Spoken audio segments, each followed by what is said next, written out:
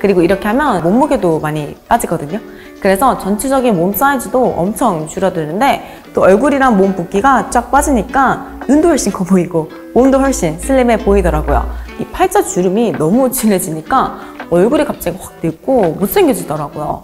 이미 망한 다이어트, 그래 더 망해보자 막 이러면서 여태까지 정말 먹고 싶었지만 참았던 음식들을 막 도장 깨기 하듯이 다 찾아가지고 먹죠. 많은 분들이 라인님은 다이어트를 왜 하세요? 더 뺐을 때도 없는 것 같은데? 맞아요, 여러분. 여러분들이 영상에서 보시는 제 몸은 이미 다이어트가 다 끝난 몸이거든요. 그러니까 여러분들이 뱃살이 볼록 나온 제 평상시 몸을 보신 적이 없으니까 그런 말씀들을 해주시는 것 같아요. 왜냐면 한번 촬영하는데 헤어 메이크업 비용이며 스튜디오 대관비며 의상비며 또 감독님과 도와주시는 분들 인건비며 돈이 거의 몇백이 깨지는데요. 당연히 이 악물고 살을 쫙 빼서 영상을 찍겠죠. 그래서 제가 촬영을 보통 3주에 한 번 정도 하니까 다이어트를 거의 3주에 한 번씩 하거든요. 짧게 할 때는 한 4일에서 5일 정도, 길게 할 때는 한 일주일 정도 해요. 그래서 보통 촬영이 없을 때는 43kg 초반대까지 살이 쪘다가 이 촬영이 잡히면 41kg 후반대까지 쫙 뺍니다.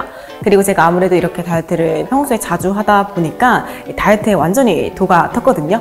그래서 오늘은 제가 다이어트 할 때 무슨 일이 있어도 꼭 지키는 5가지 수칙에 대해서 한번 이야기를 해보려고 합니다. 그럼 긴 말 않고 바로 시작해 볼게요.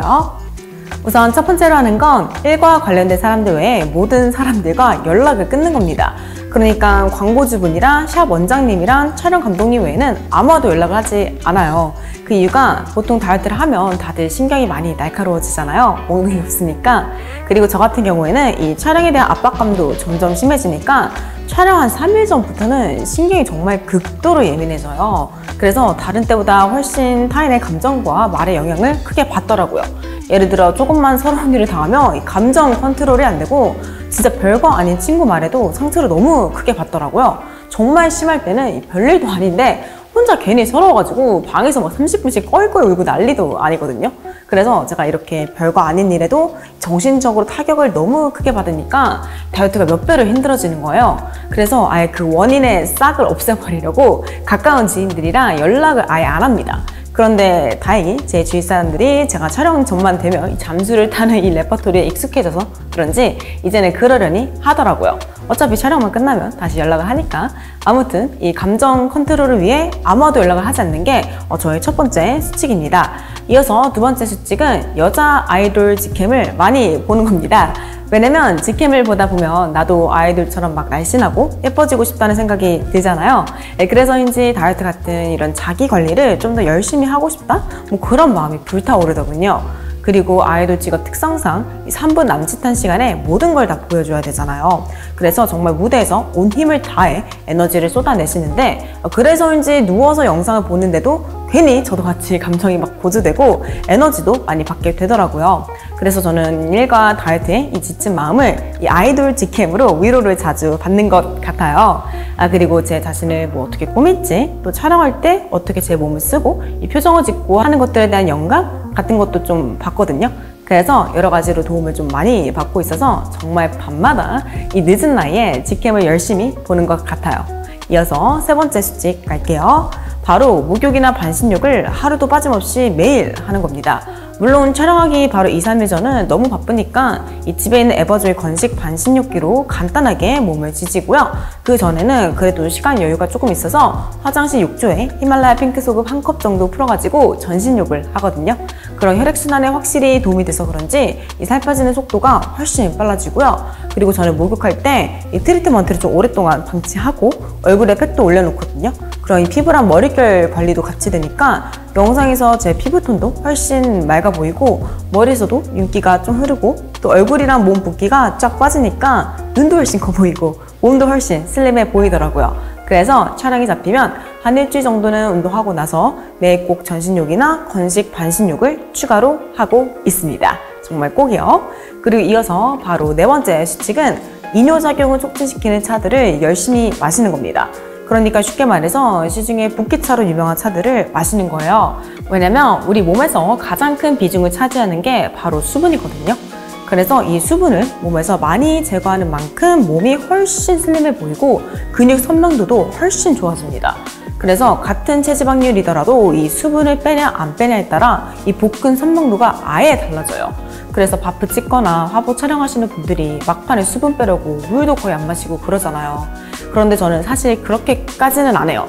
왜냐면 수분 조절을 너무 빡세게 하면 피부가 많이 푸석푸석해지고 이 팔자주름이 너무 진해지니까 얼굴이 갑자기 확 늙고 못생겨지더라고요.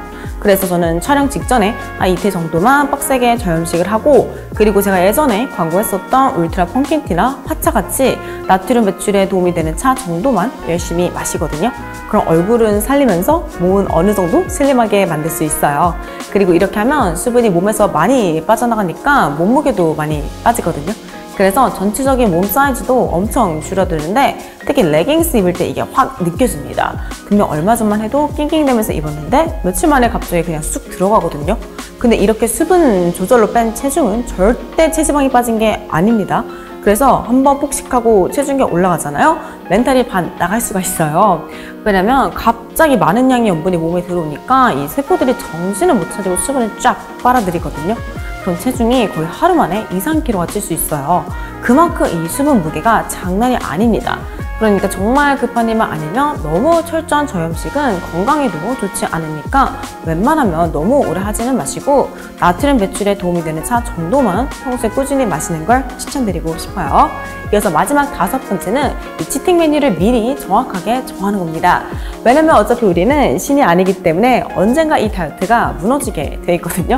근데 우리는 이 사실을 너무 쉽게 망각하죠. 그럼 어떻게 되는지 아세요? 어느 날 그분이 예고도 없이 갑자기 찾아옵니다.